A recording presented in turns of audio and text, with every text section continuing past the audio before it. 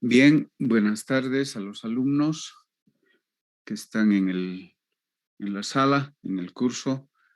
Vamos a continuar con nuestros temas, pero sin antes un poco recomendarles, tal vez, indicándoles de que hemos recibido una nota en realidad de la decanatura en el sentido de que para el primer parcial, para el examen del primer parcial, no se ha de tomar en cuenta la asistencia.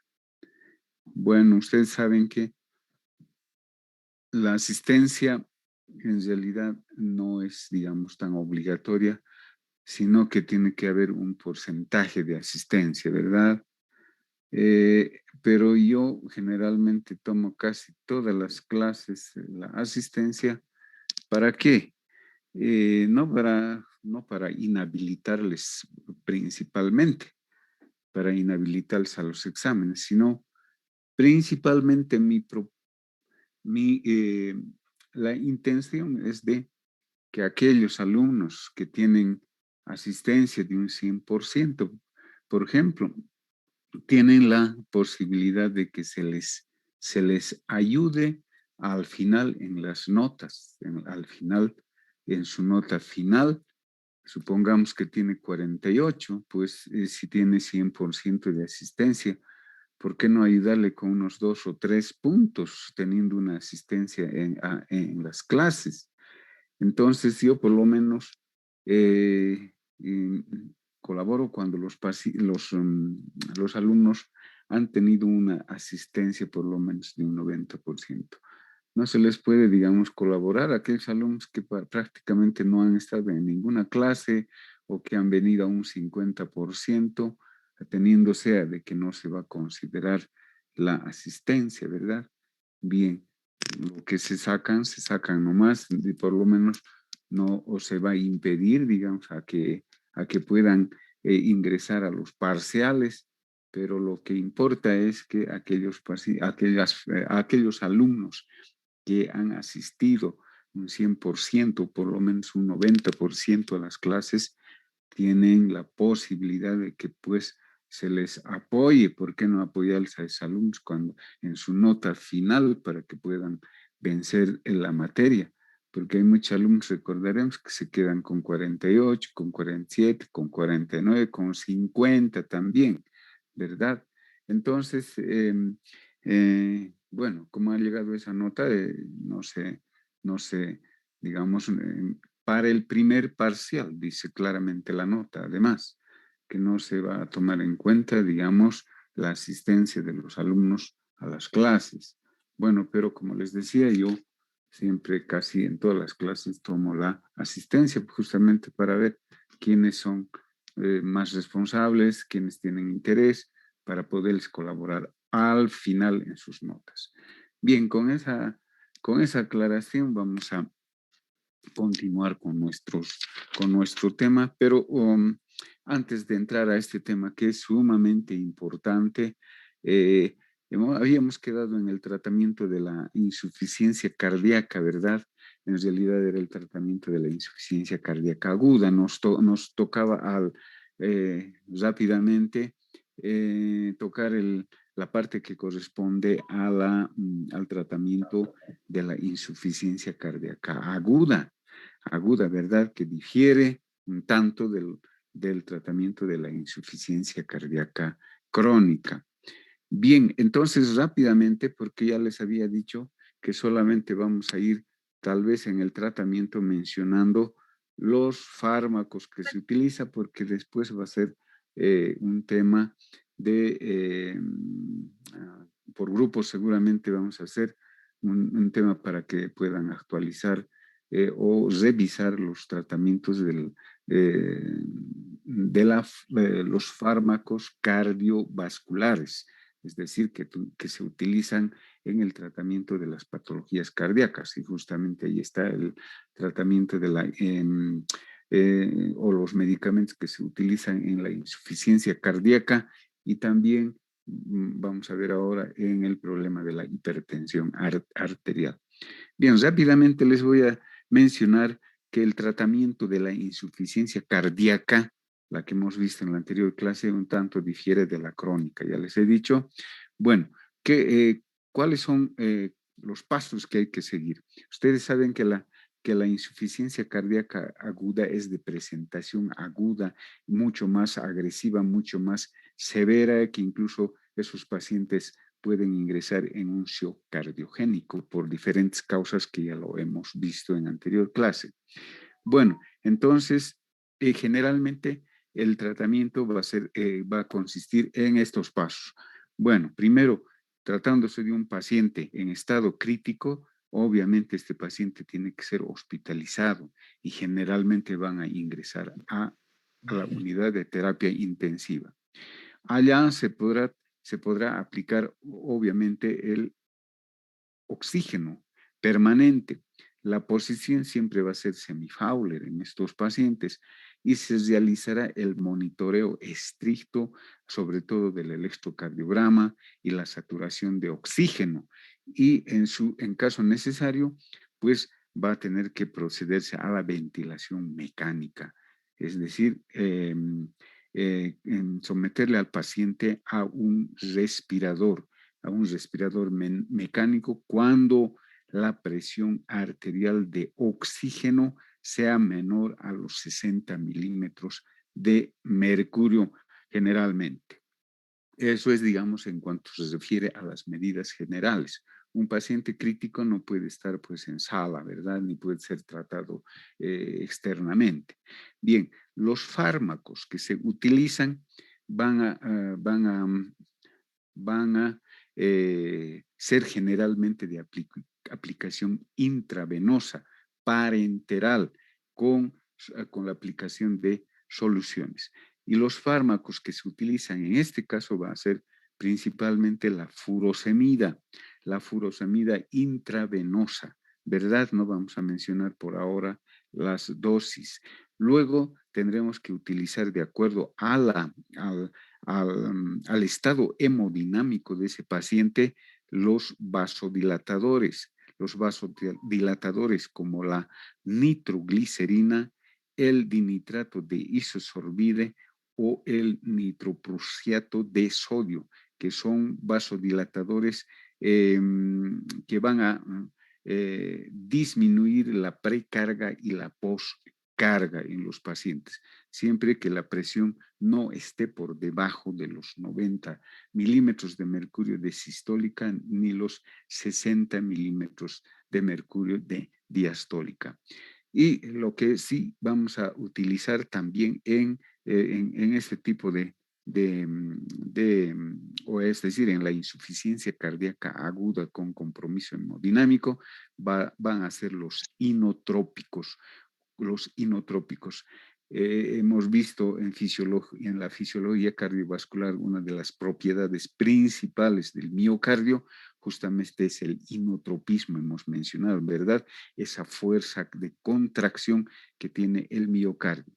Por lo tanto, en acá, como hay una disfunción, una falla, una insuficiencia cardíaca, miocárdica aguda, pues tenemos que utilizar estos denominados inotrópicos como son la dobutamina y también la dopamina.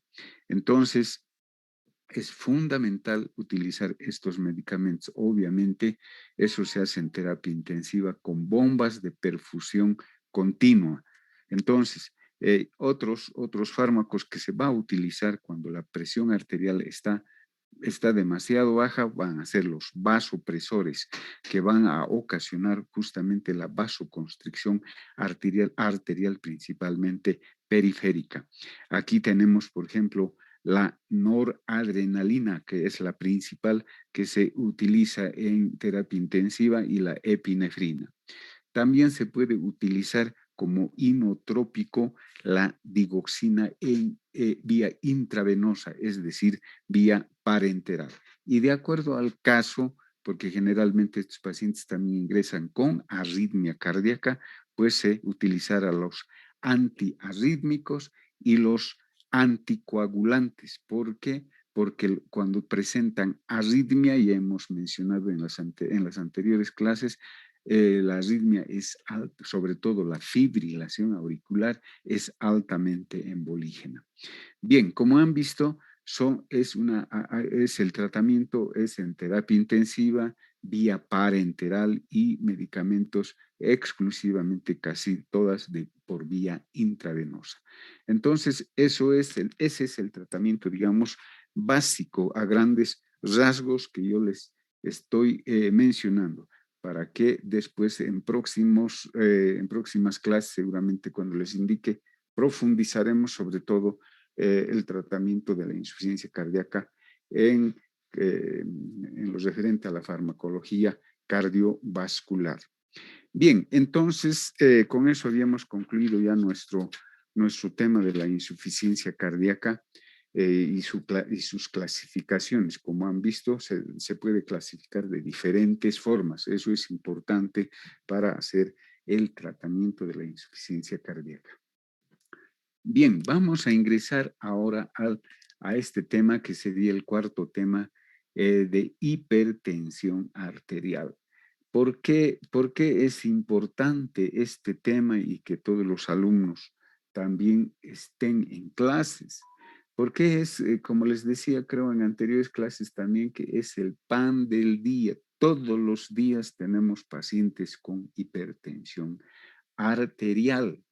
Su incidencia y su prevalencia es bastante alta en nuestro medio y a nivel mundial, no solamente acá, sino a nivel mundial. Y obviamente vamos a ver en el tema por qué es importante conocer respecto a la hipertensión arterial. Bien.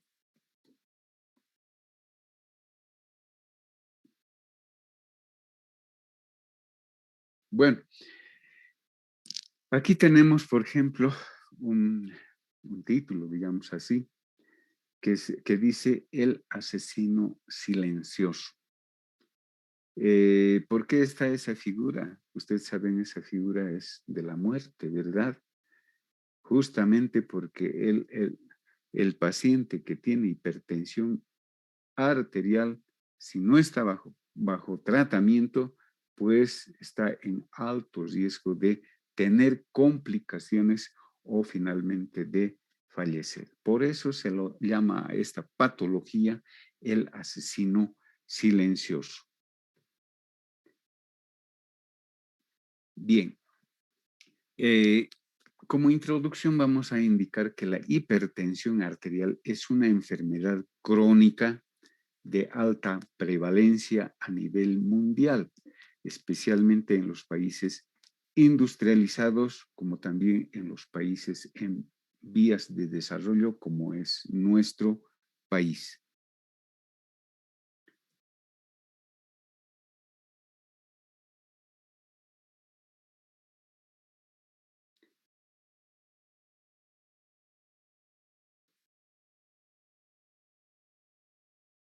Bien. Bueno, la hipertensión arterial constituye, pues, como ya les había mencionado también, un factor de riesgo alto cardiovascular porque desarrolla complicaciones graves que van a afectar órganos diana, órganos vitales, como son el corazón, el cerebro, los riñones, los ojos y también el sistema vascular. Entonces, de ahí es la importancia de conocer qué es la hipertensión arterial y que debemos tomar las previsiones y hacer el tratamiento en aquellos pacientes que son diagnosticados de hipertensión, porque produce complicaciones graves y severas. Eh, ¿Por qué se dice el asesino silencioso? Porque muchos de los pacientes, como lo vamos a ver, son asintomáticos. Muchos pacientes hipertensos son asintomáticos. Bien. Produce pues entonces lesiones de incapacidad en los pacientes y muerte. Por eso es importante que nosotros sepamos respecto a lo que es la hipertensión arterial. Se establece, por lo tanto, la importancia de la detección, o sea, el diagnóstico, la prevención y el tratamiento de estos pacientes. Bueno, ¿qué es una hipertensión arterial? Es la elevación sostenida de la presión arterial por encima de los valores considerados normales. Clarita está la definición. Es una elevación, es un incremento, si quieren también llamarlo, sostenido de la presión arterial por encima de los valores considerados normales. En la parte de semiología cardiovascular hemos visto la parte de signos vitales y hemos indicado los valores o los parámetros o los límites de la presión arterial normal. Bien, la presión arterial sistólica de normal varía entre los 90 a los 140 milímetros de mercurio, ¿verdad? Ahí debe estar la presión arterial normalmente, entre 90 y 140 milímetros de mercurio. Bien, pero en el problema de la hipertensión, la presión arterial sistólica va a estar igual o mayor a los 150 milímetros de mercurio y la presión diastólica estará igual o mayor a los 90 milímetros de mercurio. En otras palabras, la hipertensión será pues cuando encontremos presiones sistólicas mayores a los 140 milímetros de mercurio o presiones arteriales diastólicas mayores a los 90 milímetros de mercurio, ¿verdad? Bien, para tener el diagnóstico exacto de una hipertensión arterial, debe realizarse no solamente una medición, sobre todo en los pacientes que vienen por primera vez. Por lo tanto, el diagnóstico se debe confirmar en 2 o más tomas que tengan un intervalo de 5 minutos y además en 2 o más visitas consecutivas. Es decir, que en una sola toma, si encontramos hipertensión arterial, todavía no estamos seguros de que sea hipertensión arterial.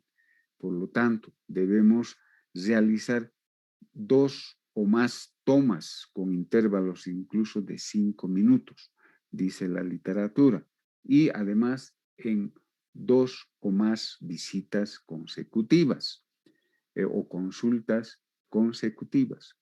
Entonces, para llegar a un diagnóstico exacto de hipertensión arterial, no solamente hay que hacer una sola medición, hay que hacer 2 o más, como dice, y además en varias visitas consecutivas. Bien, la incidencia de la hipertensión arterial. Hay estos datos ya desde hace rato y en Bolivia generalmente no lo tenemos, datos de incidencia y de prevalencia de la hipertensión arterial. Se dice que más del 25% de la población adulta es hipertensa. 25% es alto, fíjense, de la población adulta es hipertensa. El 30% desconoce su enfermedad. Como les decía, una mayoría de los pacientes son asintomáticos, por lo tanto desconocen que tienen hipertensión arterial.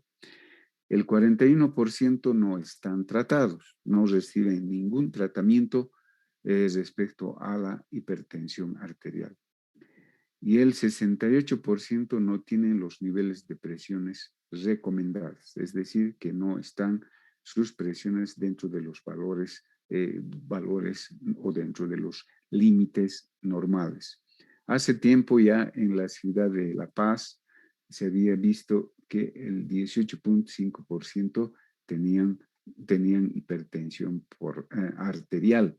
Y en el Alto, en la ciudad del Alto, el 13.5% de la población tenía hipertensión arterial. Son valores bastante altos. Eso les decía que justamente todos los días encontramos pacientes hipertensos. Bueno, como toda patología tiene que tener su causa, su origen. Y en este caso, respecto a la etiología, vamos a hacer una clasificación de la hipertensión arterial, que es la clasificación etiológica.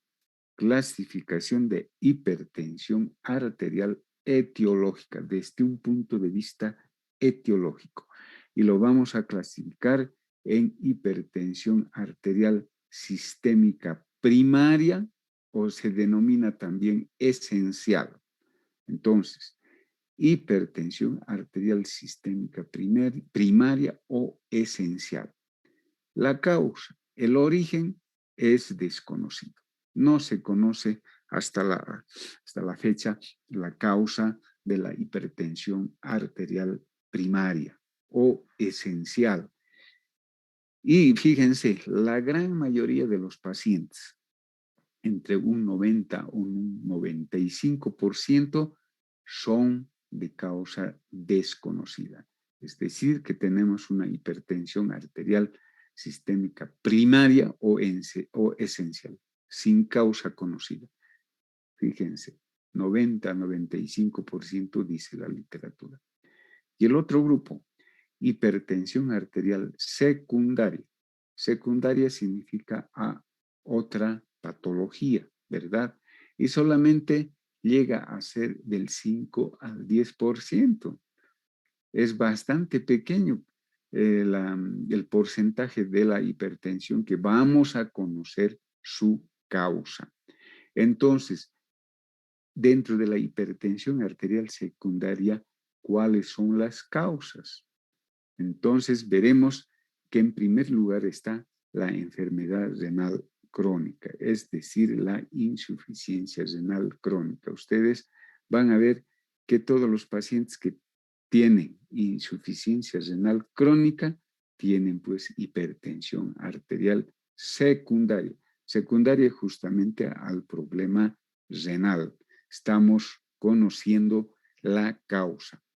Luego tenemos la enfermedad vascular renal, principalmente las estenosis de las arterias renales que producen también hipertensión arterial. Uso de medicamentos. Ustedes saben perfectamente que los AINES, antiinflamatorios, los analgésicos, son pues causa para que puedan llegar a desencadenar una hipertensión arterial. Por eso es que una mayoría también de los pacientes reumáticos, por ejemplo, que utilizan todo el tiempo antiinflamatorios no esteroideos, pues desencadenan hipertensión arterial. Así también el uso de los esteroides, de los corticoides que producen también hipertensión arterial. El hipertiroidismo, el hipotiroidismo también por diferentes mecanismos pueden llegar a desencadenar una hipertensión arterial. Son también, por lo tanto, causa de hipertensión arterial secundaria. Otra causa es el feocromocitoma. El feocromocitoma, ustedes deben saber, es un tumor que se presenta en la glándula suprarrenal, un tumor que produce descarga de catecolaminas. Catecolaminas, ya sabemos que las catecolaminas son la adrenalina y la noradrenalina que producen vasoconstricción. Por lo tanto, estos pacientes que tienen este tumor producen también hipertensión arterial. la coartación de la aorta. Es otra causa. Coartación significa que hay un estrechamiento, ya sea en la aorta ascendente o en el callado o en la aorta descendente. Hay un estrechamiento de la aorta y eso va a ocasionar el incremento de la presión arterial.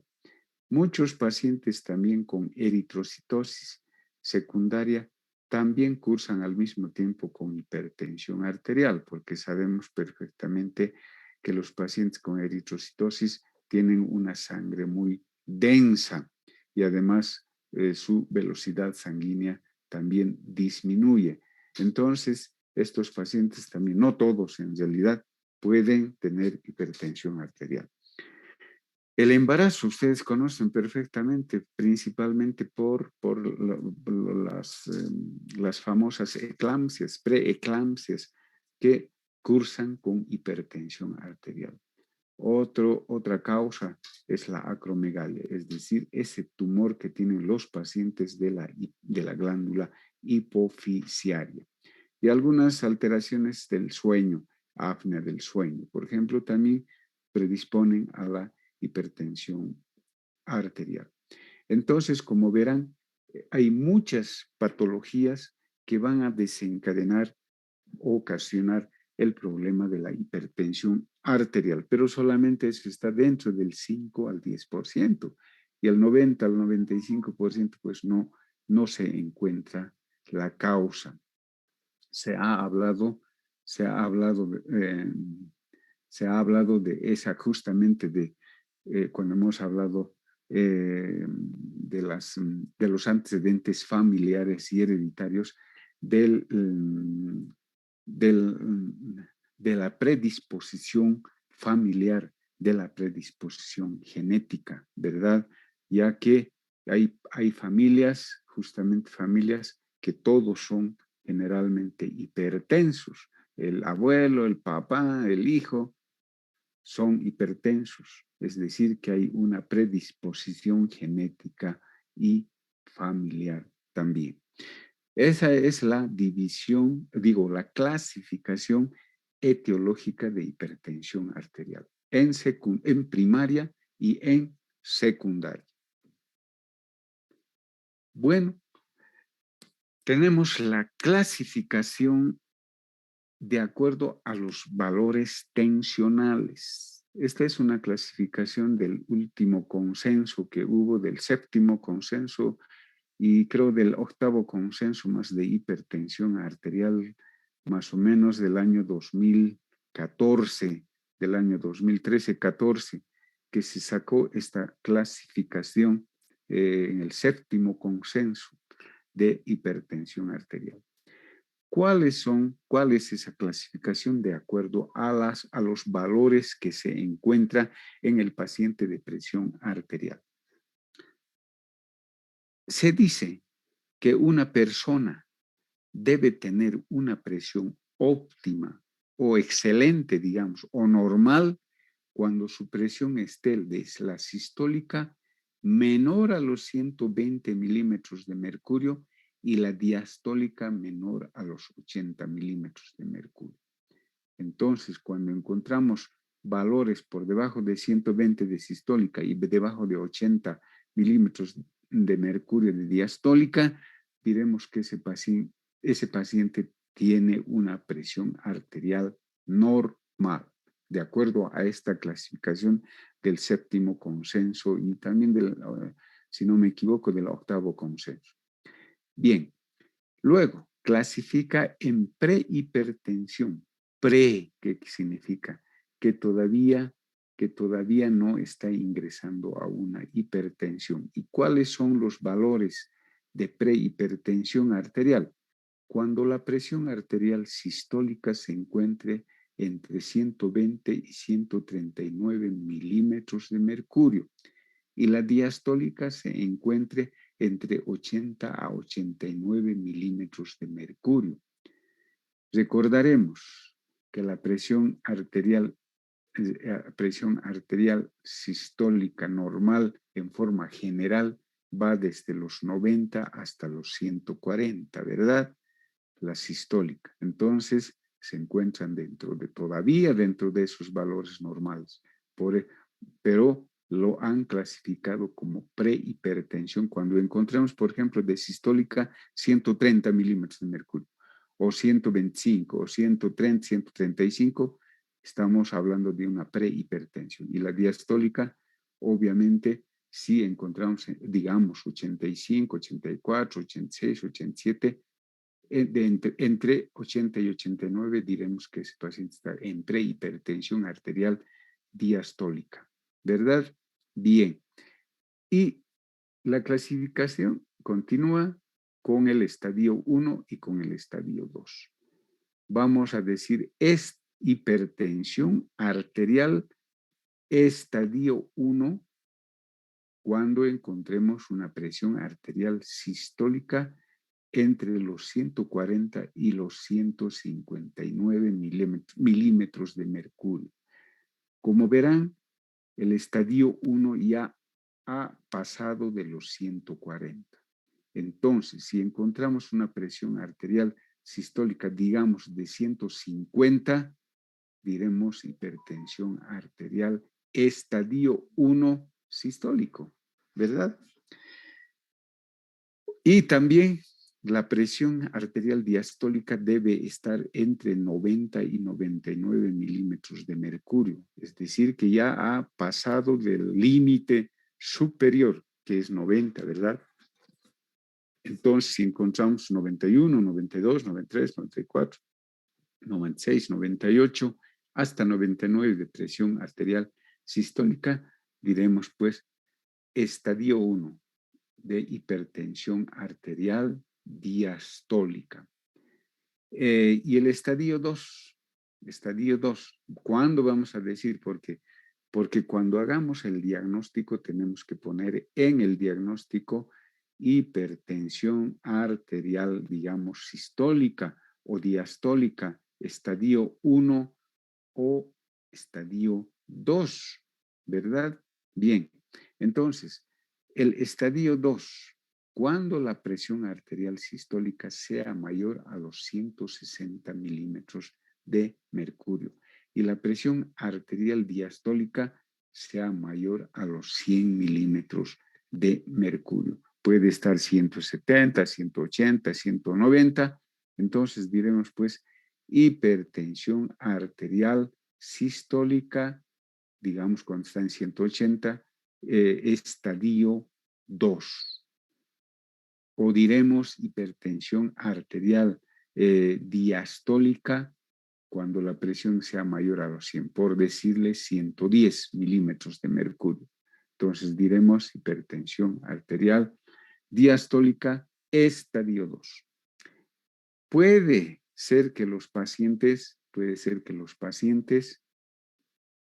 solamente tengan una hipertensión arterial sistólica o solamente pueden tener una hipertensión arterial diastólica simplemente y la presión arterial sistólica esté dentro de los valores normales.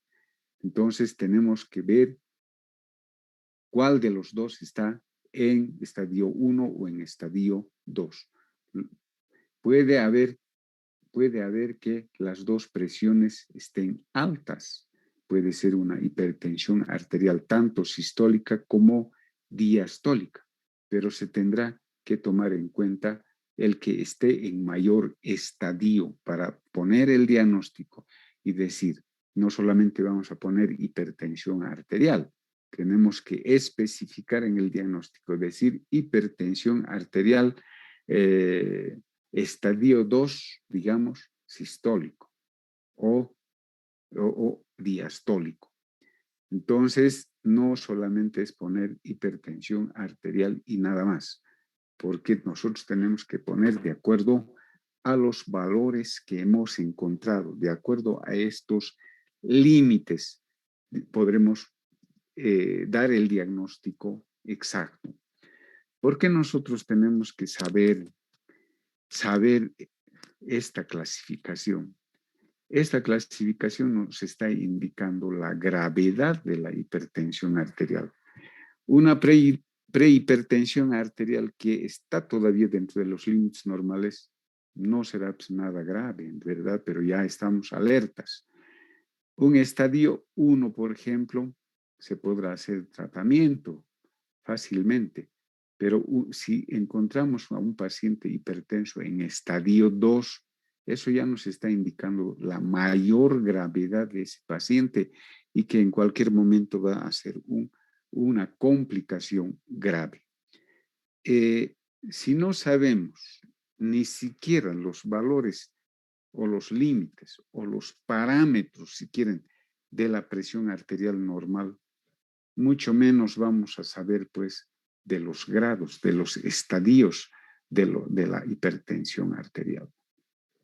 Yo en la práctica a los alumnos les hago tomar la presión correcta, tienen que saber de memoria cuánto es lo normal y la clasificación de hipertensión arterial.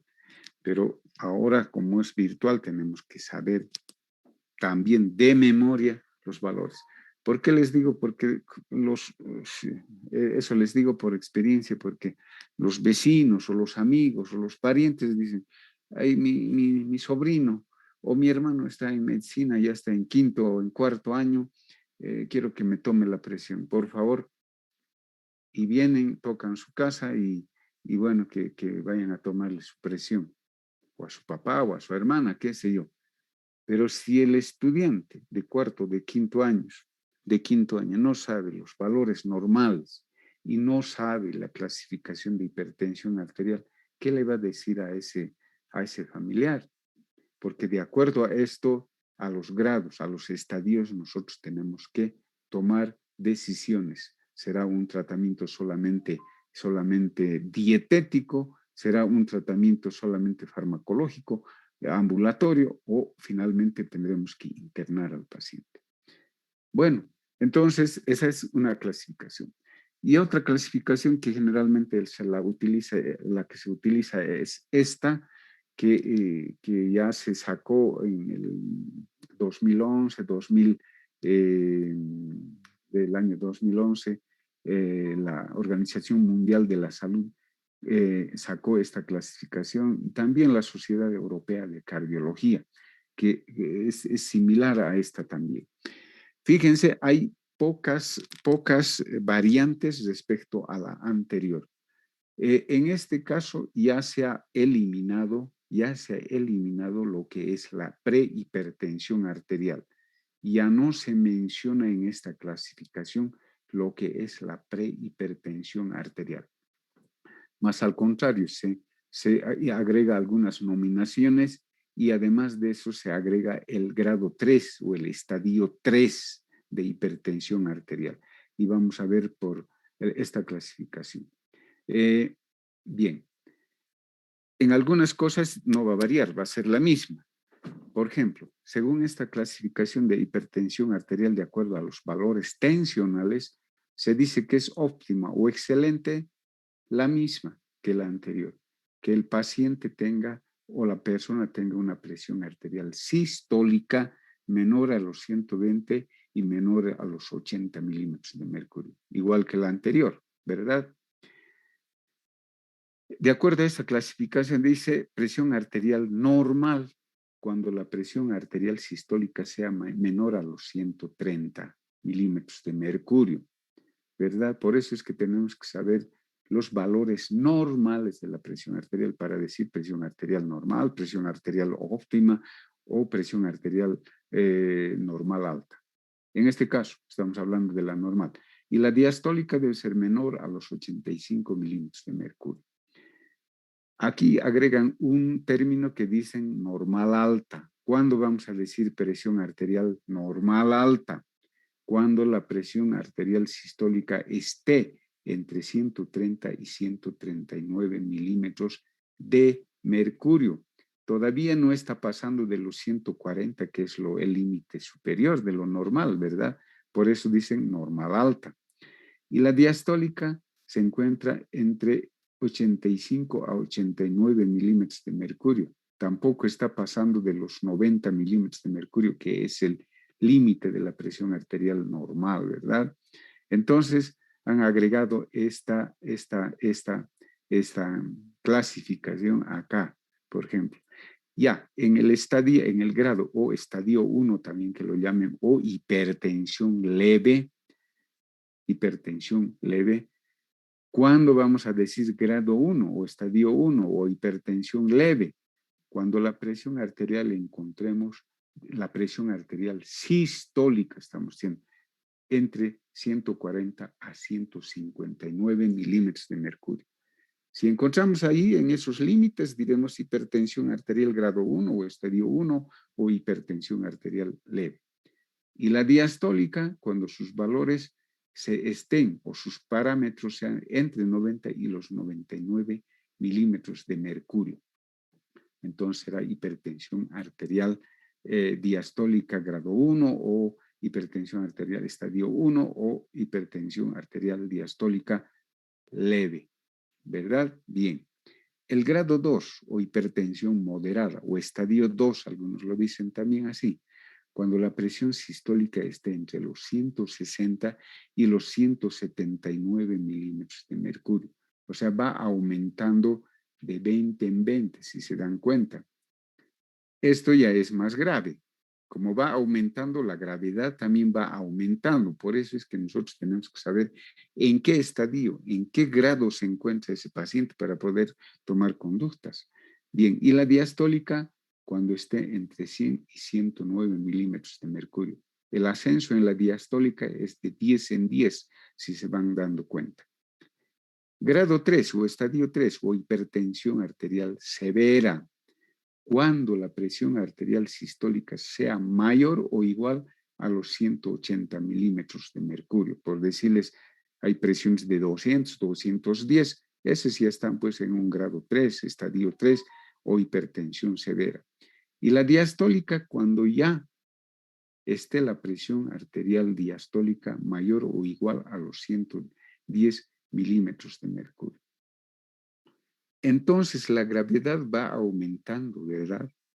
Las complicaciones, como va aumentando el grado o el estadio, van a ser pues, ese paciente va a ir agravándose. Por lo tanto, nosotros conociendo los límites, los parámetros, vamos a tomar conductas dietéticas, conductas farmacológicas o finalmente conductas de internación del paciente, ya sea a medicina interna o a terapia intensiva finalmente. Vamos a decir hipertensión arterial sistólica aislada solamente cuando la sistólica esté con hipertensión y la diastólica esté en valores normales, es decir, menos de los 90 milímetros de mercurio. En ese caso diremos hipertensión arterial sistólica aislada, pero veremos el grado, en qué estadio, 1, 2, 3. Bien. Entonces, esto es lo más importante que nosotros tenemos que conocer. Y esta es la clasificación que se maneja actualmente, de acuerdo a la Organización Mundial de la Salud y de acuerdo a la Sociedad Europea de Cardiología. Bien, he tomado en cuenta, hay algunas otras clasificaciones también de acuerdo a los años que van haciendo los entendidos en hipertensión arterial, pero he colocado simplemente las dos clasificaciones de acuerdo a valores tensionales. Bueno, ¿cuál es la fisiopatología? Es decir, el mecanismo de producción de la hipertensión arterial. ¿Cuáles son los factores que intervienen en la producción de la hipertensión arterial? Participan pues diferentes mecanismos neurohumorales. Algunos dicen neurohormonales, ¿verdad? Primero, la participación del sistema simpático, del sistema nervioso autónomo simpático, con la descarga justamente de las catecolaminas. Volvemos a repetir, catecolaminas son la adrenalina y la noradrenalina o epinefrina y norepinefrina, que producen pues vasoconstricción, hemos dicho, y además taquicardia, ¿verdad? Bien. Otro factor es la activación del sistema renina-angiotensina-aldosterona. Son esos sistemas que intervienen, ¿verdad? Hemos hablado ya en la insuficiencia cardíaca. El sistema arginina-vasopresina, por ejemplo, es otro sistema que producen también vasoconstricción. Entonces, fíjense, estos dos elementos o estos dos sistemas o mecanismos van a condicionar a que haya vasoconstricción y por lo tanto hipertensión arterial. Otro de los factores que interviene también para que se pueda producir hipertensión arterial es el volumen intravascular. Imagínense una sobrecarga de líquidos, por ejemplo, o una sobrecarga de transfusiones, por decirles, puede provocar hipertensión arterial. Por lo tanto, los eritrocíticos que tienen mayor cantidad de glóbulos rojos, mayor densidad intravascular, van a ocasionar también, no todos, les decía, la hipertensión arterial. Y finalmente se va a producir cambios en la musculatura lisa arteriolar, es decir, les había mencionado incluso en la insuficiencia cardíaca, el remodelado que se produce a nivel de los vasos sanguíneos, de la pared, de la pared vascular. Entonces, todos estos mecanismos, todos estos elementos van a participar en la producción de la hipertensión arterial. Entonces, no se olviden de estos mecanismos y nos sirve la fisiopatología para poder utilizar los medicamentos, los fármacos, por ejemplo, los IECAS, por ejemplo, el enalapril, el famoso enalapril, va a actuar pues a este nivel en el sistema renina-angiotensina-aldosterona. El losartán, lo mismo. O sea, los IECAS, inhibidores de la enzima convertidora de la angiotensina 1 en angiotensina 2, dice, ¿verdad? Justamente actúan a este nivel. O los ARA2, es decir, el famoso losartán también va a actuar a este nivel. Entonces, otro tipo de fármacos que vamos a utilizar, por ejemplo, son los beta bloqueantes, que actúan a este nivel, inhibiendo al sistema simpático, es decir, en otras palabras, limitando, frenándole al sistema simpático para que, antagonizándole, digamos, al sistema simpático para que no produzca vasoconstricción y por lo tanto no produzca tampoco taquicardia. Entonces, de acuerdo a la fisiopatología también se va a utilizar los medicamentos, ¿verdad? Bien.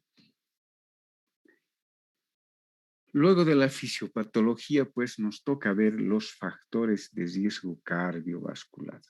Sumamente importante para las personas.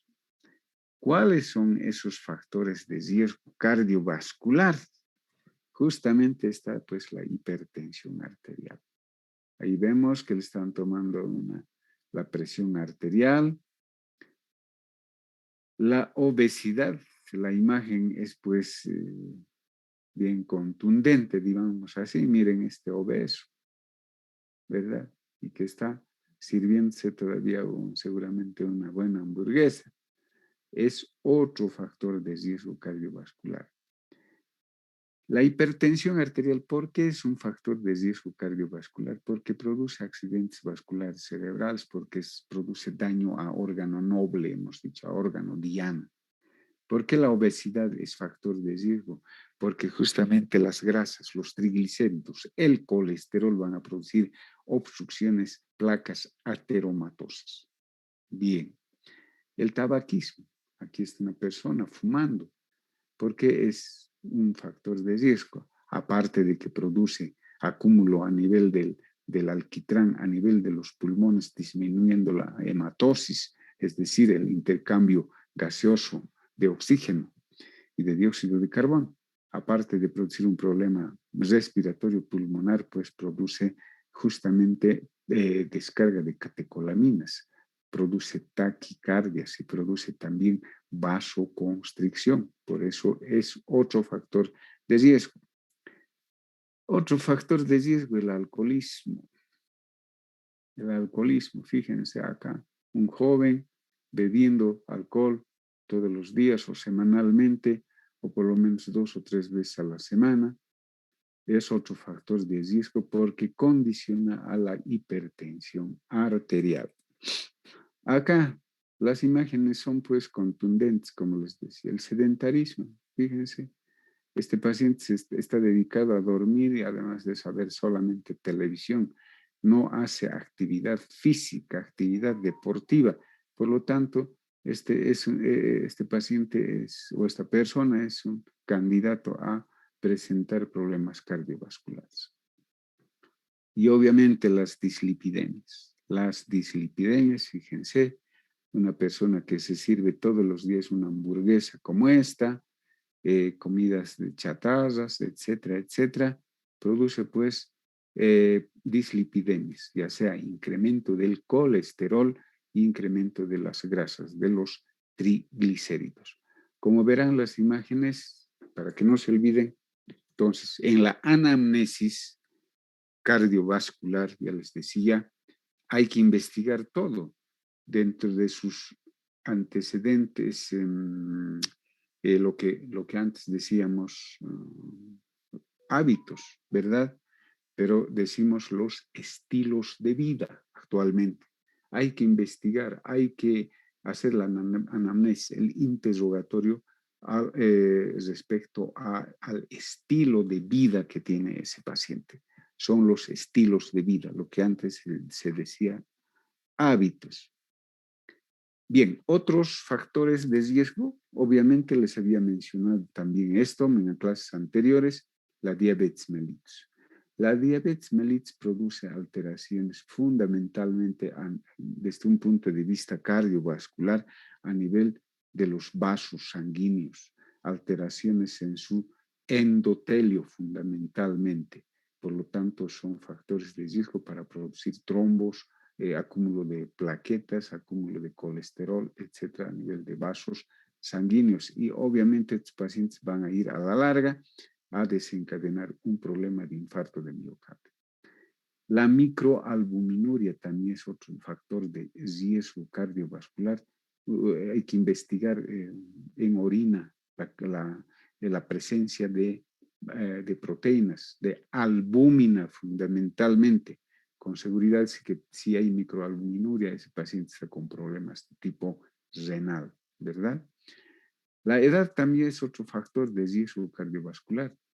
Las personas ya mayores de 55 años, varones, ya están con esos, ya es un paciente de riesgo, porque ya es añoso. Y en las mujeres un poco más allá, se considera a las pacientes de riesgo cuando ya tienen son mayores de 65 años. Como ven, la anamnesis es importante y nosotros tenemos que investigar respecto a estos factores de riesgo cardiovascular, respecto a estos estilos de vida, como les vuelvo a mencionar, antes eran los famosos hábitos. Bueno, respecto a la hipertensión arterial, hay algunas formas, algunos tipos de hipertensión arterial. Por ejemplo, vamos a ver, acá tenemos la hipertensión arterial en la tercera edad. En la tercera edad. Generalmente se considera, sobre todo en pacientes más allá de los 80 años, así dice la literatura. Se considera hipertenso a todo anciano con cifras de presión arterial igual o superior a los 160-90 milímetros de mercurio. ¿Por qué? Porque generalmente se considera a las personas de la tercera edad, 70, 80, 90 años, que ya sus arterias son mucho más rígidas, menos elásticas. Por lo tanto, sus presiones siempre van a ser altas. Entonces dice hipertensión arterial en la tercera edad cuando van a estar mayor a los 160 y mayor a los 90 milímetros de mercurio. Hipertensión arterial lábil. Generalmente se considera esa hipertensión arterial que ustedes conocen de la bata blanca. Les han debido hablar en fisiología, no sé, en fisiopatología, la hipertensión arterial de la bata blanca, es decir, una hipertensión arterial fundamentalmente en personas lábiles, que son emocionalmente inestables y en jóvenes generalmente. Cursa con cifras oscilantes de presión arterial, con elevaciones solamente transitorias, sin repercusión orgánica. Es decir, son muy lábiles, son muy sensibles y principalmente personas, perdón, personas jóvenes que están sometidas al estrés. Pasa el estrés y obviamente la presión arterial se va a normalizar. Es así que se dice de la bata blanca, ¿verdad? La hipertensión arterial de la bata blanca. ¿Cuándo? Cuando esa persona o ese paciente acude a un hospital o acude a una clínica o acude a un consultorio a ver a un médico. Y el hecho de consultar con un médico, ver de blanco al médico, le produce un incremento de la presión arterial. Por eso se dice hipertensión arterial lábil o hipertensión arterial de bata blanca. Eso es fundamentalmente en jóvenes, además de eso es transitorio sin repercusión de órgano noble. Bien. Hipertensión arterial en el embarazo. Ustedes saben perfectamente los problemas de preeclampsia y eclampsia que se presentan, por lo tanto, cursan con hipertensión arterial. Durante el embarazo se considera hipertensión arterial la existencia de cifras de presión arterial diastólica. Esto es importante. Los ginecólogos toman mucha atención respecto a la presión arterial diastólica, que sea igual o superior ya a los 85 milímetros de mercurio. Ya estaríamos hablando de preeclampsia. Es decir, la presión diastólica no debe ser mayor a los 85 milímetros de mercurio. Si es mayor, ya estaremos hablando de preeclampsia, hipertensión arterial en el embarazo o preeclampsia. Es otra de las formas. Hipertensión arterial refractaria. Muchas veces han escuchado hablar de hipertensión arterial refractaria. ¿Qué quiere decir eso? Es aquella que no se consigue controlar con 3 fármacos hipotensores con dosis y asociaciones correctas. ¿Qué significa eso? Que ya se ha utilizado muchos fármacos, incluso triasociados, como dice, 3 o más fármacos, incluso, y que la presión sigue aún, a pesar de estar utilizando 3 o más fármacos, la presión arterial sigue alta. Entonces a eso llamamos hipertensión arterial refractaria. Y finalmente tenemos la hipertensión arterial maligna o acelerada.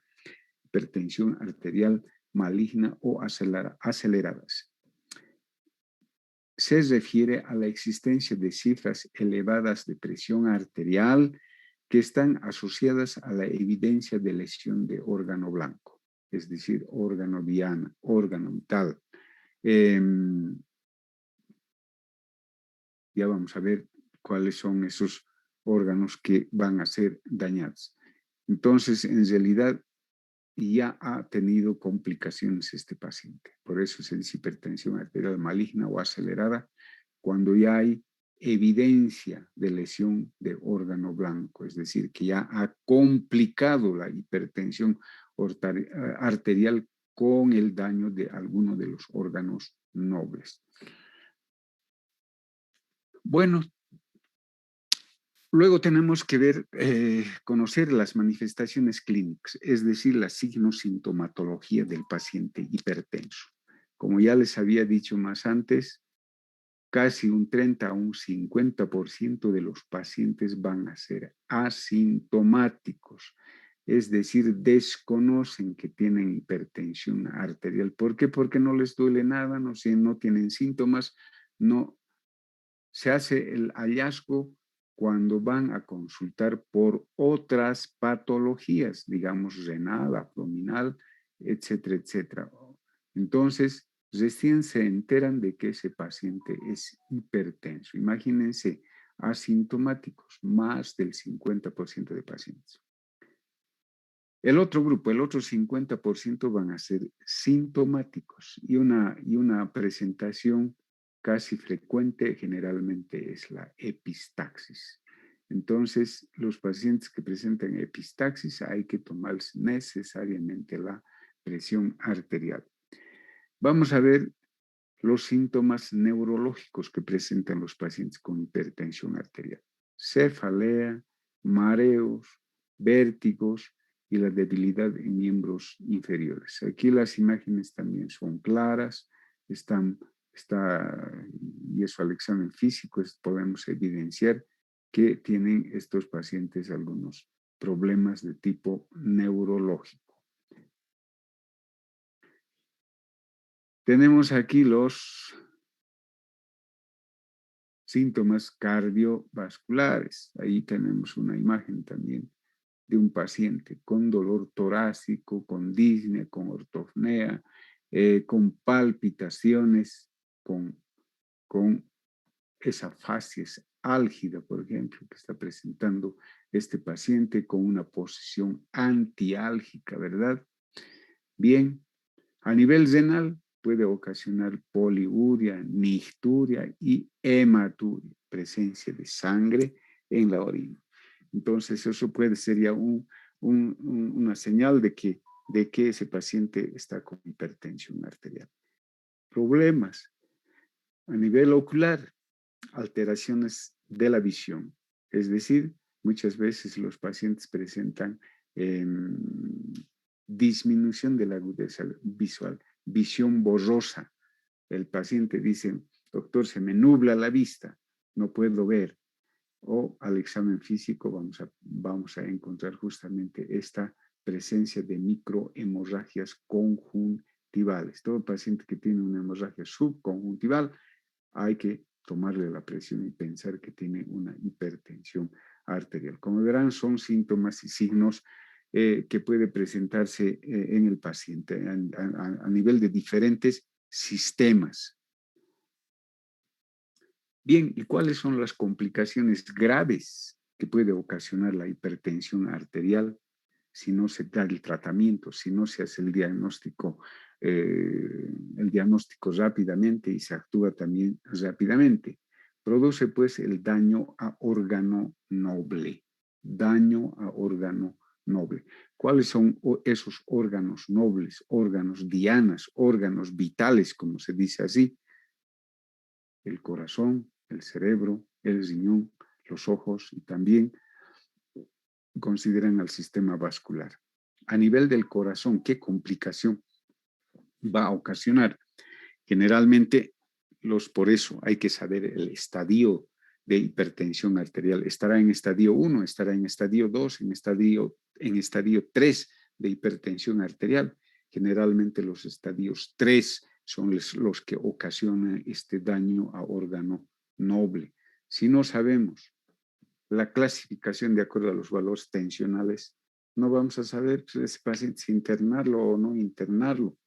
Por eso es que les digo que es importante saber, conocer la presión arterial, los valores de la presión arterial normal y los valores de hipertensión arterial. O sea, es la clasificación de hipertensión arterial de acuerdo a valores tensionales. A nivel del corazón, ¿qué va a poder ser? Una angina de pecho, como ven aquí. Está en una posición antiálgica, se está presionando el tórax. Infarto de miocardio o una insuficiencia cardíaca. Entonces, la hipertensión arterial nos puede llevar a estas cosas a nivel cardíaco.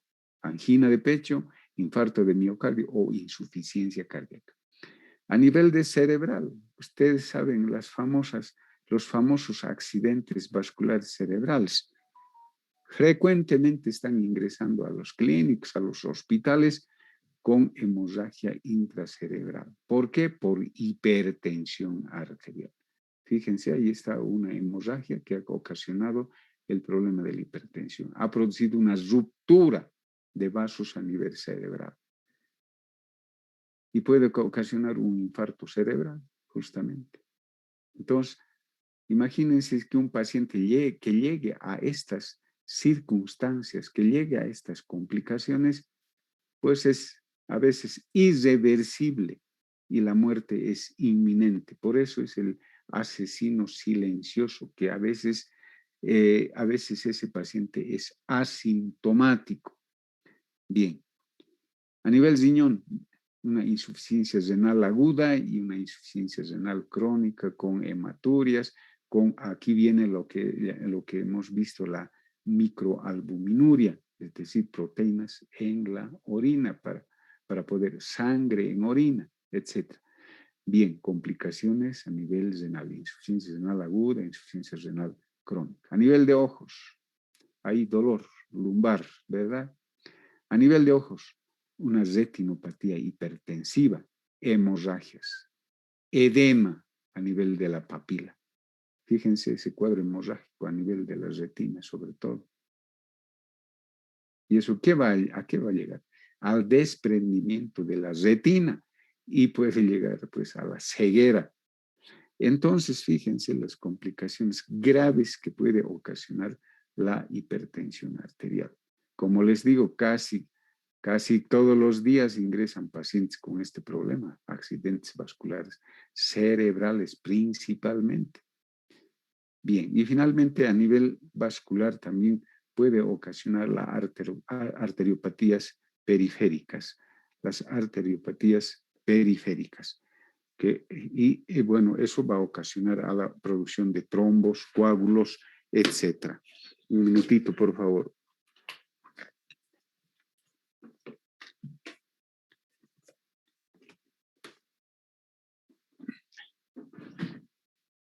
Bueno, como verán, el daño a órgano noble es grave. No debemos permitir que un paciente llegue a estas condiciones, a estas complicaciones. Por lo tanto, el diagnóstico tiene que ser rápido. El diagnóstico tiene que ser rápido y tiene que uno actuar rápidamente. Y justamente para eso sirve saber en qué estadio, en qué grado se encuentra de hipertensión arterial. Las complicaciones, ya la volvemos a repetir, accidentes vasculares cerebrales en primer lugar, hemorrágicos, infartos de miocardio, insuficiencia cardíaca, insuficiencia renal, desprendimiento de retina por hemorragias y las trombosis vasculares por daño a nivel de las arterias, justamente. Entonces son complicaciones graves si se dan cuenta, ¿verdad? Bien. Bueno. ¿Qué exámenes complementarios vamos a pedir en los pacientes con hipertensión arterial? Lógicamente, los exámenes básicos tenemos que pedir. Un examen de sangre, ver si tiene un cuadro anémico, si tiene un cuadro de eritrocitosis, etc. Un examen de orina, podemos encontrar hematurias, microalbuminurias, como les había dicho, un electrocardiograma que nos puede mostrar, por ejemplo, hipertrofias del ventrículo izquierdo, porque la hipertensión arterial produce pues hipertrofia, es decir, engrosamiento de la pared del ventrículo izquierdo principalmente. La radiografía de tórax nos podría mostrar también tal vez cardiomegalia, más que todo crecimiento de ventrículo izquierdo.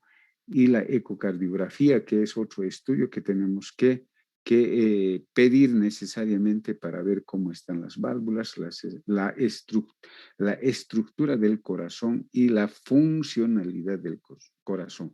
Nos va a dar datos respecto al tanto estructurales como funcionales del corazón. Entonces son exámenes fundamentales e importantes que tenemos que solicitar en el paciente cardíaco. El diagnóstico, lógicamente, es clínico a través de los síntomas y de los signos. Y el diagnóstico definitivo será pues la toma y el registro de la presión arterial. ¿Cómo vamos a tomar la presión arterial? Los pacientes deben estar sentados en una silla, pero puede tomarse también de tu cúbito dorsal.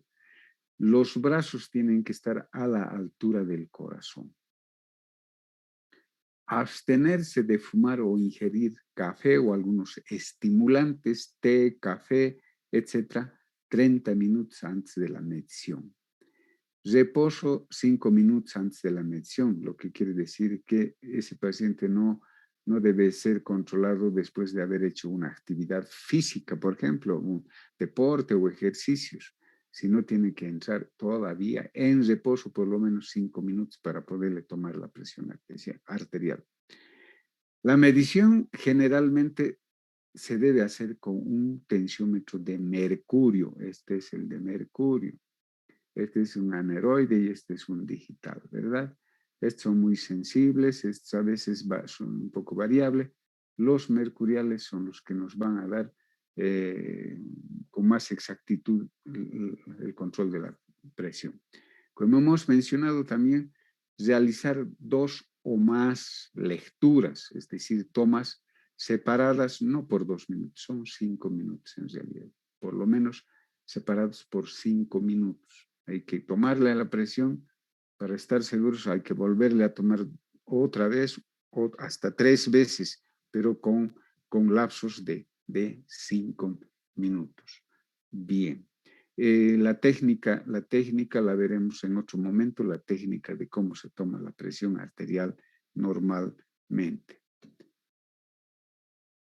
¿Cuáles son los objetivos del tratamiento? Tenemos 10 minutitos más y ya vamos a acabar. Objetivos del tratamiento: reducir justamente el riesgo de la enfermedad cardiovascular. Tenemos que evitar, ya les he dicho, llegar a esas complicaciones graves e irreversibles muchas veces. Tratar los factores de riesgo que están asociados. ¿Qué quiere decir eso? Los estilos de vida, modificar los estilos de vida. La presión arterial debe mantenerse por debajo de 140 de sistólica y por debajo de 90 milímetros de mercurio de la diastólica. Iniciar precozmente el tratamiento antihipertensivo para prevenir el daño a órgano noble, a órgano vital, a órgano diana, también se denomina así, ¿verdad? Bueno, tenemos que hacer el tratamiento no farmacológico y el tratamiento farmacológico. El tratamiento no farmacológico, principalmente los cambios en el estilo de vida, en los estilos de vida. Concretamente lo que se decía, cambios en los hábitos de esa persona. Tiene que ser una dieta saludable, rica en vegetales, en frutas frescas y en bajo contenido en grasas saturadas y en colesterol.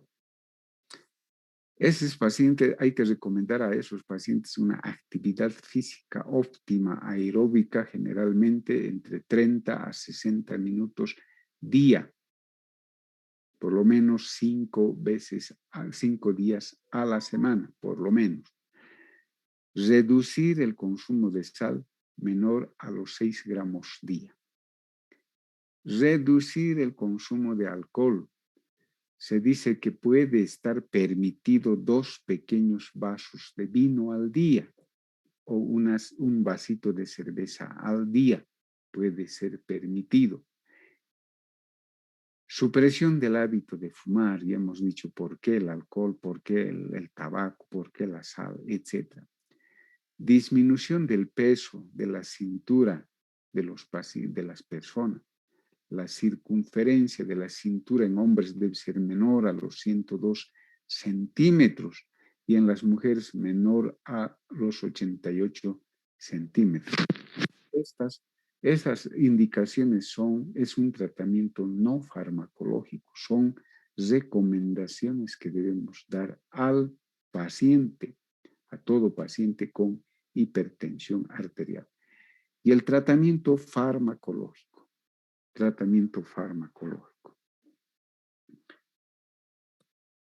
Bien, no lo vamos a profundizar el tratamiento como ya les decía, solamente vamos a ir mencionando. Existen 5 grupos importantes que puede utilizarse para hacer el tratamiento del paciente hipertenso.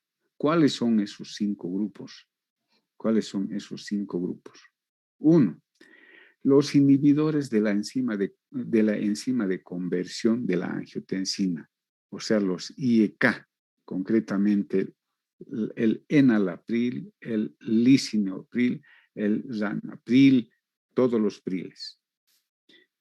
Los antagonistas de los receptores de la angiotensina 2, los famosos ARA2, los sartán, olmesartán, candesartán, todos los sartanes, que van a actuar a nivel del sistema renina, angiotensina, aldosterona.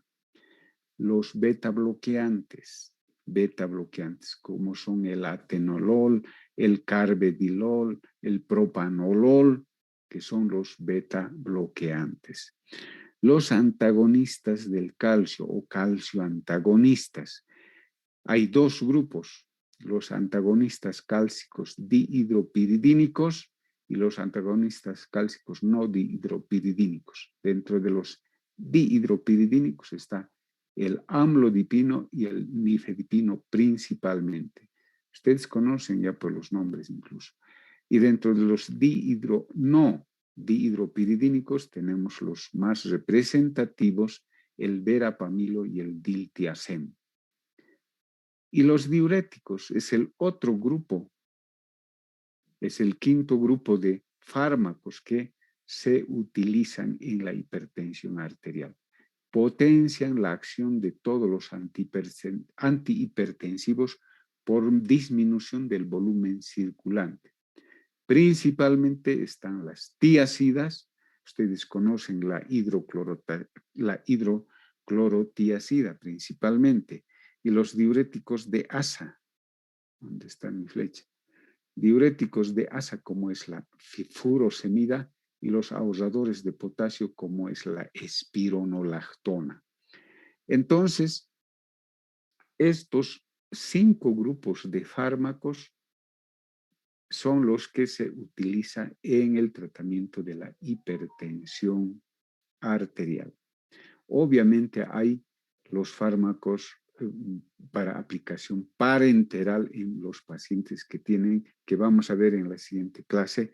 Justamente vamos a hablar respecto a la crisis hipertensiva. Entonces, no estamos dando dosis, no estamos dando cantidades, etcétera, solamente estamos mencionando los medicamentos que se usan en la hipertensión arterial. Vuelvo a repetir, será otro tema de práctica en la teoría para que veamos el tratamiento farmacológico del paciente hipertenso. Ahí haremos grupos, etcétera, para que podamos ver más profundamente respecto a las indicaciones, contraindicaciones, a la dosis de los fármacos de estos grupos. Lo que nos interesa ahora es simplemente saber que se utilizan estos 5 grupos principalmente de hipotensores, y este es diurético obviamente. Hay otro grupo que también se la considera cuando los tratamientos no resultan, son los alfa bloqueantes, que vamos a verlo en su debido momento. Bien, entonces vamos a quedar ahí. Esto vamos a ver en la siguiente clase, que es pequeñito, unas cuantas slides nomás tenemos, y yo creo que tal vez vamos a ver una media hora de clases algún otro día. Me pondré de acuerdo con el presidente de curso. Bien, jóvenes, en vista de que ya tenemos la hora avanzada, es 6:30 prácticamente, por esta única vez no voy a tomar la lista para que puedan disponer de su tiempo. Bien, entonces, Rodolfo, tal vez alguna noticia, algún comentario, algo que tengas respecto a los exámenes, prácticas, no sé, todavía no tenemos nada al respecto, o exámenes, etcétera. ¿Tienes alguna novedad o algún alumno tiene tal vez alguna noticia, algo que puedan informarme? O digo, Gabriela, sí, estoy con el otro grupo.